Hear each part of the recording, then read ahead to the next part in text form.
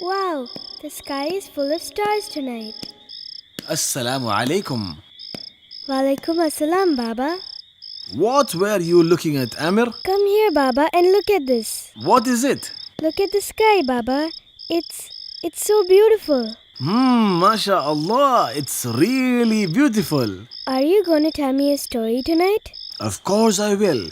Insha'Allah, I think I will tell you the story of Prophet Shammil alayhi salam today. MashaAllah, that's great.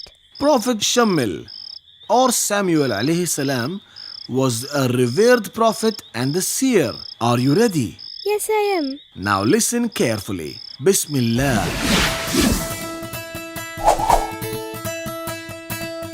The story of Prophet Shammil alayhi salam.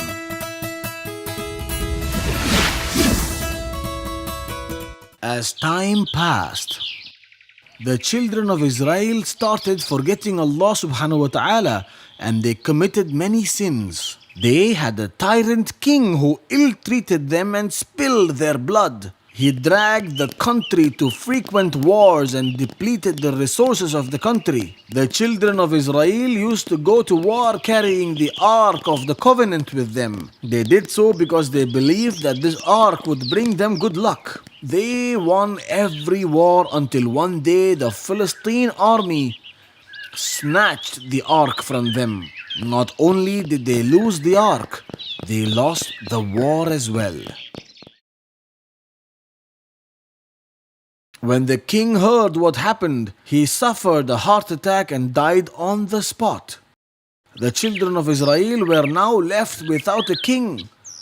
They were now like a sheep without a shepherd. It was then that God sent them a prophet named Shammil alayhi salam. They were now very happy. They asked the prophet to appoint a strong leader so that they could fight against the Philistines and take back the ark. Prophet Shammil alayhi salam knew their weakness and warned them, I fear that you may refuse when the time of fight arrives. But the people assured the Prophet that they were ready to fight in the way of Allah. That night, the Prophet prayed to Allah for guidance. It was then that Allah informed the Prophet that he had selected a man named Talut to be their king.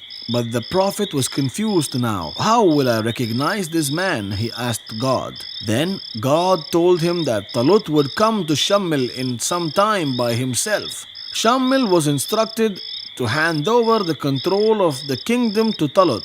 Talut was a tall, sturdy and very intelligent man who lived with his father in a farm far away. He lived and worked with his father in that farm.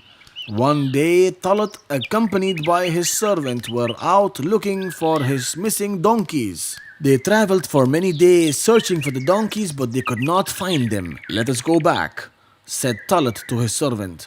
My father would have started worrying by now, and there are other animals to be taken care of. Master, replied the servant, this is the land where Prophet Shammil lives. I think we should go and pay him a visit. We can also ask him about the lost donkeys. Talut agreed that it was a good idea and went to meet the Prophet.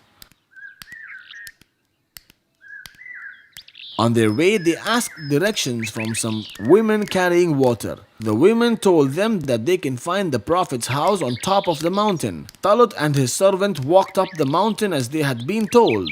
When they finally arrived at the place, they saw a large crowd in front of the house of the Prophet. Talut saw Prophet Shammil alayhi salam standing in front of the crowd and immediately realized that he was indeed a holy man. The Prophet saw Talut standing at a distance and he recognized that Talut was the chosen one to become the king of Israel. Talut greeted the Prophet respectfully. He then asked the Prophet about his missing donkeys. Don't worry, replied the Prophet. The donkeys are already on their way to your father's farm. The Prophet then informed Talut that Allah had chosen him to lead the children of Israel. The Prophet told him that Talut was to take charge of their affairs. He was to unite them under one banner and to protect them from their enemies. Talut was surprised by this sudden honor offered to him. It was also a huge responsibility. He told the Prophet that he didn't know anything about leadership and neither did he have any wealth. But the Prophet calmed him by saying it was the will of Allah subhanahu wa ta'ala. Prophet Shamil introduced Talut as the next king to the children of Israel, but the people were not happy. "He is from Binyamin's tribe," shouted one. "He was not wealthy from birth," shouted another. "How can he be a king over us when we have greater right to kinship than he? He does not have any wealth." But the Prophet answered them calmly, "Allah has indeed appointed Talut as a king over you. He has increased him abundantly in knowledge and stature. Allah grants his kingdom to whom he wills. He is the all-wise." After a long argument, the people demanded that if the long-lost chest contained the belongings of Prophet Musa was restored, they would accept Talut as their king.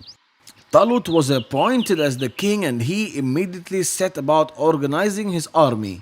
He ordered that only men free from responsibilities should join the army. He asked those building homes, those who were about to be married, and those who were engaged in business not to join the army.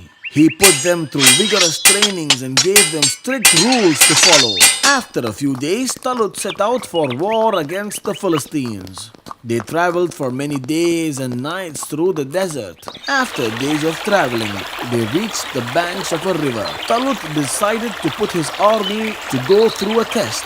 You are allowed to drink water from the river, but only to quench your thirst, not more than that. He ordered them, but the soldiers were really tired and many of them drank more than they needed. Talut was disappointed when he found this. He immediately discharged them for disobedience. He kept only those who had proved their sincerity. Like this, he put his army through several tests, and by the time they came face to face with the Philistine army, there were only about 30 soldiers left with him. But Talut was not bothered. He believed in quality and not in numbers. He thought it was better to be a small band of true believers rather than a huge army of unreliable men. With this small army, he faced the Philistine army, who were very strong and armed with better weapons. They were led by Goliath, a mighty warrior from Philistine. He was a gigantic person known for his huge build and brute strength. A great number of Talut's men ran away when they saw such a huge army.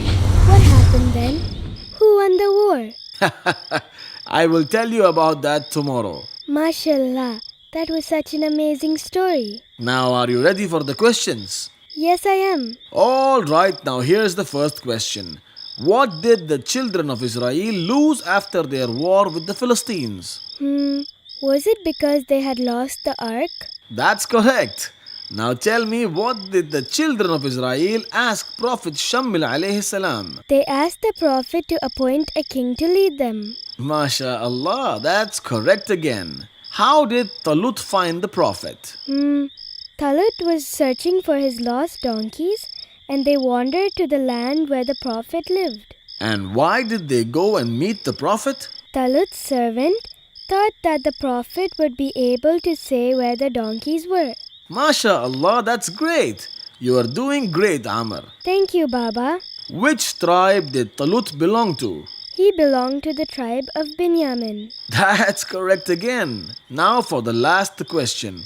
Who was the leader of the Philistine army? It was Goliath. Insha'Allah, you did great, my son. I will see you again tomorrow with the story of Prophet Dawood alayhi salam. Good night, Baba. Good night, Amr.